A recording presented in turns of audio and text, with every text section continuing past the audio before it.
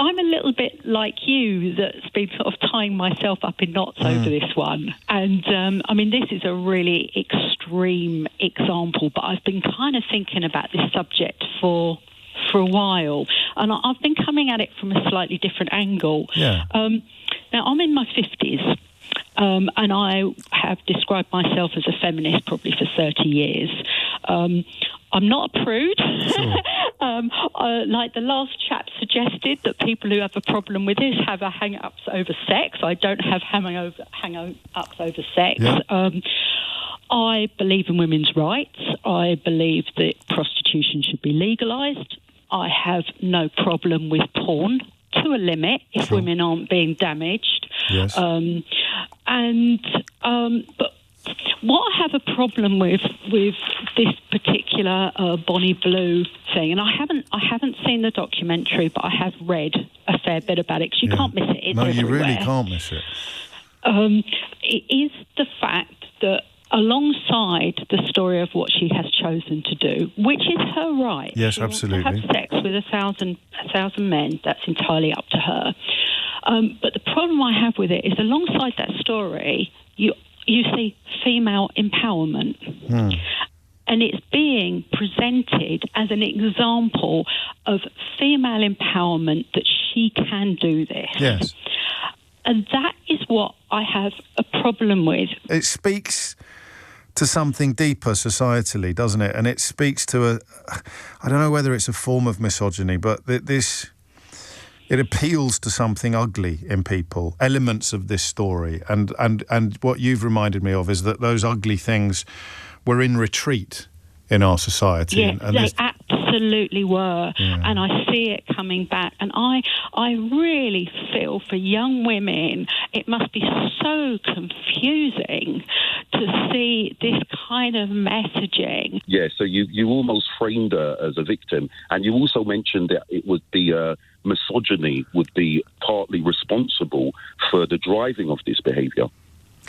At no point does any of that excuse what she's doing. I think she's fully responsible for what she's doing, and I think men who do this kind of thing are fully responsible for what they're doing, and can also be damaged people. Almost inevitably, they'll be damaged people. Yes, but when it comes to men, you don't know. I've listened to you previously on the show. You don't normally lean into them being a victim. In the same way, society doesn't normally lean into men being able to be victimised in a similar way, and the laws are reflective of that. What Bonnie Blue seems to be is basically the byproduct of what has become socially acceptable, because previously this behaviour wouldn't have been. And partly what made it socially acceptable, do you think? Well, I mean, what we're seeing is, as far as I'm concerned, is the rise of female degeneracy. And because it can be explained away, we're seeing kind of prison officers, different types of degenerate behaviour, but it's often explained away in a double standard. So do you think, hang on a sec, because of course there are men involved in all of these scenarios, so you're saying that societally we kind of expect it of men, but we're horrified, shocked, disturbed when we see a woman partaking actively and apparently independently? Yes, this is why you see Andrew Tate as a predator, and there has been no sympathy for him. I haven't I don't think I've ever described Andrew Tate as a predator. Or as a victim. I think he's harmful, and I think she's harmful to people. Yes, but you didn't leave any room for him being a victim in the way you left room for Bonnie Blue being a victim in a similar way. Not entirely true. We've spoken about his upbringing and his father, and how his father behaved towards them, and how that may have shaped how he behaves. But none of it excuses him, and none of it excuses her. Well, what we're seeing now currently is with this type of behaviour, this degenerate behaviour in women, it's not looked at in the same way. It's often charged back to the male gaze and the interaction of men. But what we saw from Bonnie Blue is that it was from her own autonomy, and she made lots of money from this. And I mean, somehow we're still able to kind of free her from the complete responsibility and almost try and frame her as a victim. Well, that's certainly not my intention, to free her from responsibility. She's fully responsible for what she does. She's an adult woman. That doesn't mean she can't also be somebody who's lost something on the way. But I think that's also true of male men like Andrew Tate, male pornographers as well, some of them. Yeah. Thank you, Barry. I take your point. I don't think I've ever particularly said poor Bonnie Blue. I just think there is something dead in a person who can do this, and I would apply that same theory to somebody like Andrew Tate. I watched the documentary with kind of a fair amount of horror and disgust, I'm not going to lie. However, mainly because I feel that she is going to regret it in years to come, but then that is completely up to her, obviously. I hope not. Do you understand why I say that? I really hope not. I hope not, because it could ruin her life. Yes. However, there was a tiny little bit at the end of the documentary. It was only one comment, and I thought it was almost more damaging than anything else. Yeah. And that was when she and her PA or her assistant, whoever he was, said that they thought Andrew Tate was a genius, marketing genius. Right. And it kind of is very upsetting that she's now kind of in the bracket with him. Now, he is violent, trafficking women. Right, allegedly. Allegedly. Well, I think he was put in prison for some things, wasn't he? But let's just talk about Andrew Tate in the abstract, if we can, because there are court cases unfolding, and talk about what he's done online that we know about. So, because, again, to be the devil's advocate, I don't think I've said it so often in the space of an hour in a very, very long time, he's made a ton of money out of doing stuff online, and that will be what they meant. That's all. The only reason they would have used the word genius is to describe the commercial success that he's enjoyed, doing things that you and I would disapprove of. The way he behaves for making money, and this means that it's kind of okay. This is like a thin end of another wedge. Yes. It's okay to do anything to make money. Yes. And that could lead to somebody trying to be more extreme in the future and more extreme after that, and so on it goes. It kind of terrifies me. It terrifies me when you put it like that, but it's not her fault, is it?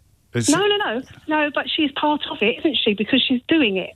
Yeah. You know what I mean? Yeah, and someone else will come along and try and break her record. And someone will, who knows if where does it end? Things might go wrong at some point, and So what would be the correct approach? And the problem is, you've watched it.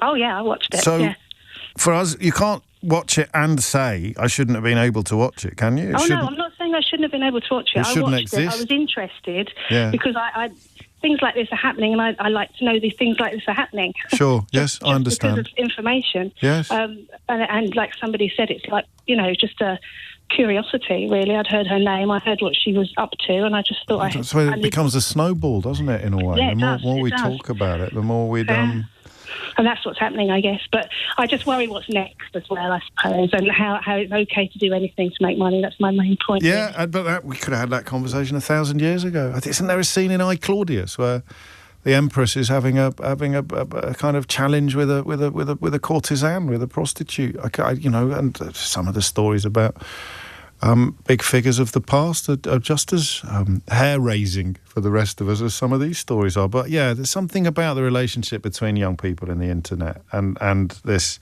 notion of influence seems to put this in a slightly different category. Oh my goodness, I'm left almost speechless now, Sheila. By which bit? By all of it, but goodness me, either, really. Yeah.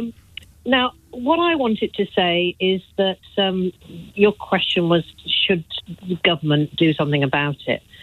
And Baroness, whoever it is talking about something. Gabby Burton, yeah. Gabby Burton, sorry, no disrespect intended. Anyway, the reality is, unfortunately, the only way that we're going to influence younger population from doing this sort of thing and being influenced negatively about this sort of thing is by galvanising their own peer group, by galvanising the people that they respect and look up to, and they're who they'll listen to, not baronesses and politicians and parents, and not all parents obviously, but a lot of parents will not have that influence. I mean, I remember when I was in my 20s, about the time that MTV first came on our TVs. And in the middle of the night, I ended up watching this program about this woman who was trying to get into the Guinness Book of Records by doing similar. And those images on that program are etched in my mind to this day. The sight of those men queuing up, and people like Ivan saying, if women want to do that to themselves, that's their fault. What about men's responsibility in the situation? I wouldn't like to think that any man I knew would be in that queue. And yet this program I saw was full of, inverted commas, normal men. Oh, it would have been. Yeah. Doing despicable things to themselves to keep themselves aroused for when they eventually got to the end of the queue. And as a young 20-something, I was stunned, and it really Caroline, gave me... you say despicable things. Like what I think. Well, listen, be careful. No, be careful. What I think you're talking about is not inherently despicable, is it? It's the theatre around. No, it was inherently despicable. Oh, was it? Sorry. Yeah. Well, let's not talk about keeping themselves. All right. It's 2:30 on the radio. It's not okay. Yeah, but you're discussing this. I know, but I thought, all right, and it's the not. Images of that in my mind have remained to this very day.